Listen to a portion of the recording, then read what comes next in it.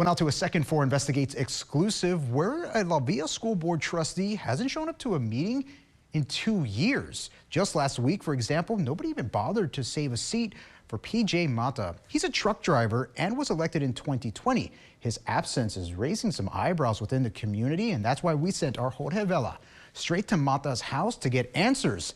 And the reason why may shock you. Mata last attended a school board meeting on November 16 in 2022.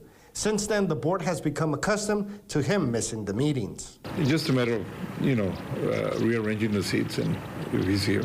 Residents are divided on what to think of PJ Mata's absences. Rolando Serna lives in La Villa and believes it makes no sense that he has not attended for such a long time. I mean, I would understand if somebody was ill over there, but I know that person not. I would have heard about it. It was a small town.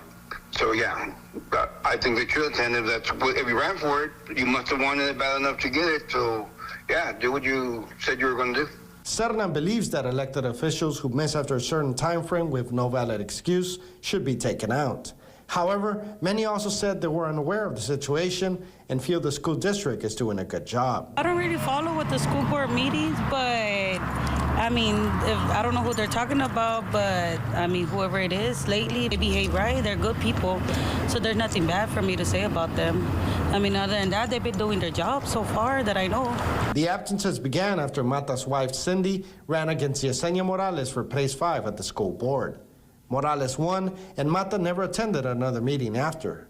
Trustee Noé Castillo served with Mata for many years. Good guy, good board member. Castillo said he didn't know why Mata stopped attending school board meetings. Why he didn't show up, I really don't know. That's a question you would have to ask him.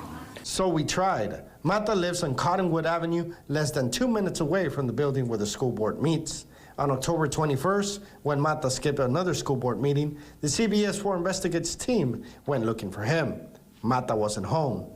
We also made 3 other trips to Mata's house, including today, and tried calling him, but he didn't respond. However, in Texas, it's very difficult to remove a school board trustee without legal action. City government is totally different from the school, so we're looking at policies and things that are mandated from TEA. So, I mean, whatever they recommend to us or the attorneys, we'll bring it to an agenda, talk about it. The CBS 4 Investigates team did come across one point that might explain why Mata isn't showing up. He might not get along with trustee Yesenia Morales, who ran against his wife. In May, Morales and school board trustees from across the valley attended a conference at the Isla Grand Beach Resort on South Padre Island. Mata ran into Morales at the bar and a fight broke out. Documents released by the South Padre Island Police Department don't explain who started the fight or what happened. Mata was charged with assault, and Morales was charged with public intoxication. Both charges were dismissed. We asked Morales for an on-camera interview, but she declined. Mata will not be on the school board much longer. His term ends in November, and he's not running for re-election. Working for you, from McAllen, I'm Jorge Vela. Jorge, thank you. You can find more about that story right now on valleycentral.com.